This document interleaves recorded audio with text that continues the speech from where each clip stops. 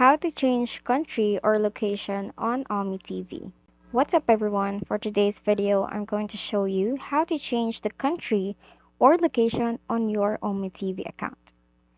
First step is to make sure that you are properly logged in.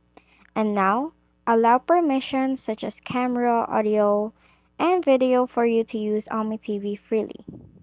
Once you're all done, go back to home screen. Remove the background running for OmeTV. Long press on the OmeTV icon. And there you will see the information button. Just click on it and it will lead you to the settings page for OmeTV app. Hit storage, then clear data.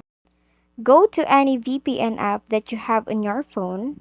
And if you don't have one yet, I suggest that you download it from Play Store or in any app store that you have. Now, what you want to do is select the desired location for your OmeTV app. Once done, you will going to launch the OmeTV app again, just logged in and allow all the permissions. And now you can now be connected to people of the location that you have chosen earlier on your VPN. Sometimes you have to log into a different Facebook account to proceed with OmeTV in order for the location to be applied.